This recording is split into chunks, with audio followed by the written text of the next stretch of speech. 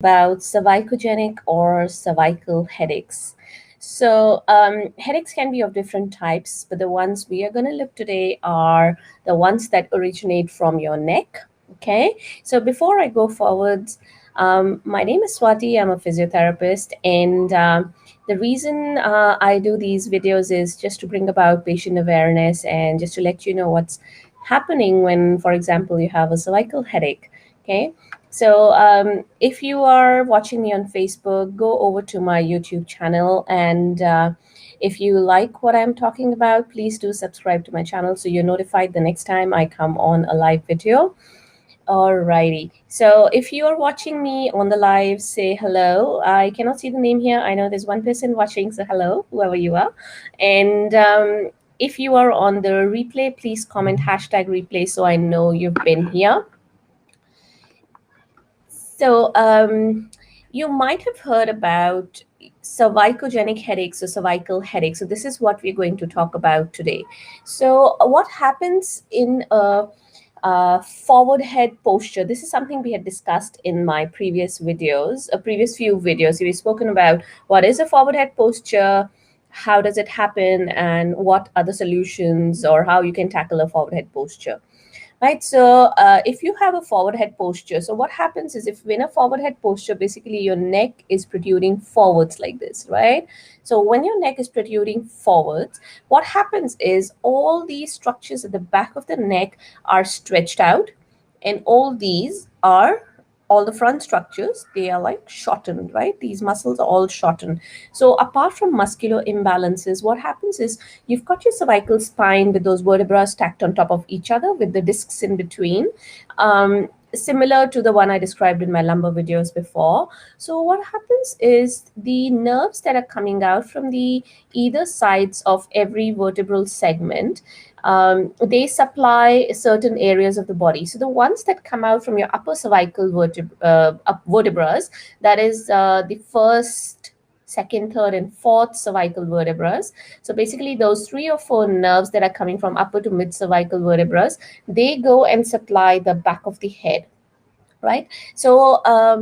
When you've sat for, say, a long period of time looking at your screen, or you're watching Netflix in bed, which many of us are guilty of, or you are, even if you're watching Netflix on your couch or reading a book and you're not careful about your posture, you go like, all sideways, or you are in, I mean, the TV screen is here, so your neck is actually like this, so you're not in a neutral position, right? What happens in these scenarios is that there is a lot of compression on those nerves that are sitting around your upper to mid cervical spine. And when those nerves are compressed, what will happen is you will start to get the pain in the area of distribution of those nerves, right? This can also happen if you have degenerative changes in this area, or if you have a road traffic accident or trauma or sports injury where you get an impact on the back of your head, right? So, or your upper part of your neck. But right now we're looking at more postural type of headaches, so more forward head posture, right?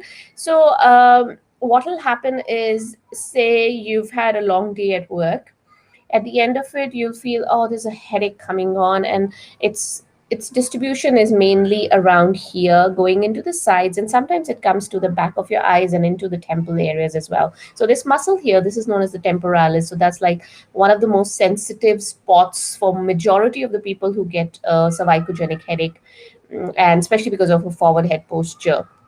And you also feel a tension in your back of your neck, right? And you feel really tight around the front.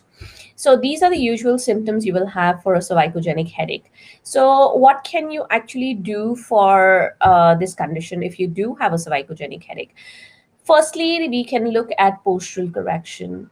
We saw some of the ways to correct your posture to make sure that you do not go into too much of a forward head posture. We did chin nods, and we spoke about the level of your television or your computer screen or your books. Please go back into my video on the forward head posture.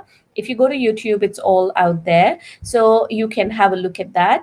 Or if you would like to read more details, I recently wrote a blog on forward head posture and cervical headaches, so you can read through both of them That'll also give you the same tips.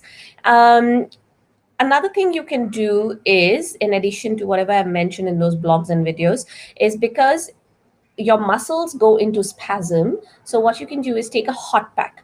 Hot helps with spasm. Cold helps with inflammation. That's like the basic rule of thumb. So take a hot pack and apply it to the back of your neck here, and if you want you can put it onto this muscle, the temporalis here as well. So that will help to ease off the muscle spasm. That'll help to ease off your cervicogenic headache. Okay, so that is another thing you can do. Oh yeah, one more thing is you can do some mild gentle stretches. So these muscles here are all tight, right? And your muscles in the back of the head are all weakened because of your forward head posture. So what you can do is you can do some stretches for the front of the neck. You can do some stretches for the sides here and some strengthening work for the back of your neck.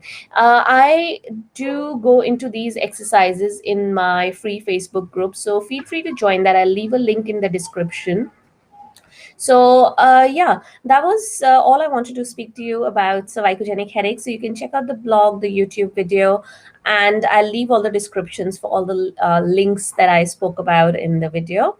So yeah, if you have any questions, feel free to ask me, and do feel free to join the group. We do address other similar topics. I mean, musculoskeletal issues, basically anything to do with your muscles, joints, ligaments, movements, etc. in my Facebook group. So, yeah, I'll leave a link in the description and I'll see you guys the next time.